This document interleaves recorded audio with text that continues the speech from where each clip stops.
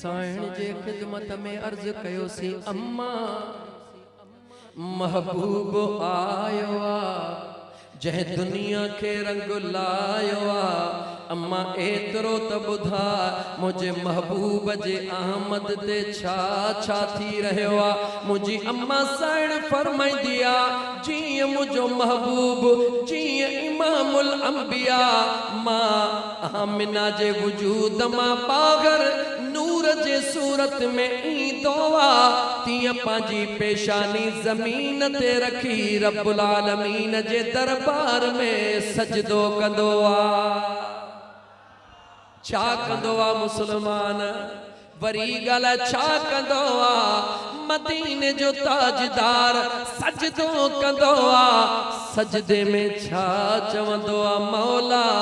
मुझे गुनहगार उम्मत जी पारत हुजई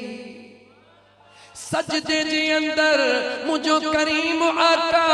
सल्लल्लाहु अलैहि वसल्लम गुनहगार उम्मत के याद करे कायनात के मैसेज दींदो ओ दुनिया वारो मुझे न ज़ाहिरी विलादत ते रुगी निगाह न रखजो हिन मुझे विलादत ते खुशी कजो छो त अचण सा गुनहगारन के बख्शरायो वा मां मुस्तफा जी हकीकत छाहे उन ते बहस न कजो बस एतरो चेजो त मुस्तफा छाहे मुस्तफा जो खुदा जाने बियो कोई नथो जाने सुभान अल्लाह ताजदारे मदीना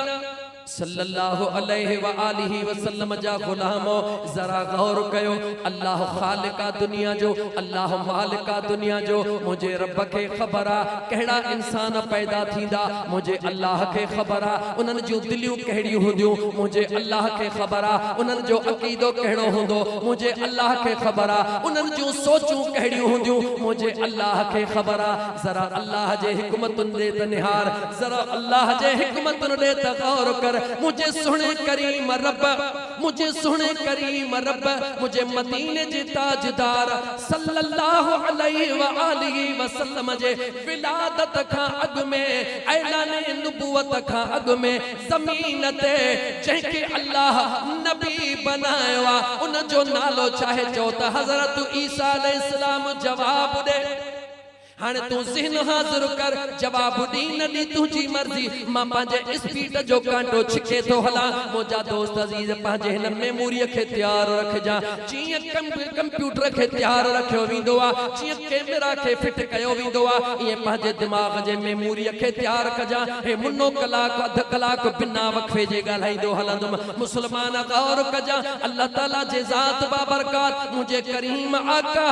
सल्लल्लाहु अलैहि व आलिहि वसल्लम जे जात जे विलादत का पहरे पांजे सुने नबी ईसा अलैहिस्सलाम के पैदा करे अल्लाह ताला पांजे हिकमत जो मुजाहिरो जमीन ते रहदरन के करे देखारियो किए करे देखारियो मुझे रब के खबर मुझे रब के खबर जदे मुझो महबूब इमामुल अंबिया जमीन ते चलवे अफरोज थींदो जमीन ते पहुंचण सा पांजी पेशानी जमीन ते रखंदो उम्मत जे ला दुआ घुरंदो सजदो कंदो दुनिया जा मानू सवाल कंदा दुनिया जा मानू पुछंदा आमिना नठड़े बार सजदो किए कयो आशिकन खां दुनिया पुछंदी मासूम बार सजदो किए कयो मां अल्लाह जी जात मां अल्लाह जी जात पांजे महबूब जे आमद खां अग में ईसा अलैहिस्सलाम के पैदा करे उहो बिना पीउ जे पैदा करे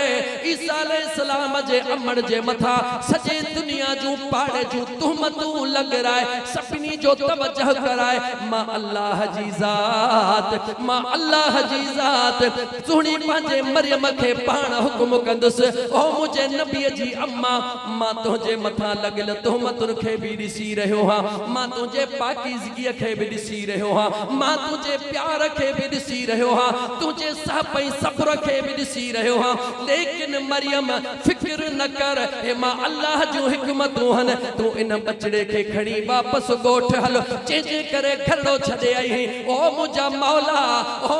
मौला दुनिया वारा छा चवंदा दुनिया वारा मिट माइट छा चवंदा मुझो रब्बुल आलमीन मुझो रब्बुल आलमीन बीबी मरियम के हुक्म कंदो आ ओ मरियम ओ मुझे ईसा जी मां इन में तुझे तोखे फिक्र करण जी जरूरत ना है तू बचड़े के खणी गोठ हल जडे दुनिया वारा गड थन तोखा सवाल कन हे किथां दो थई तो हिकड़ो ही जवाब ॾिजां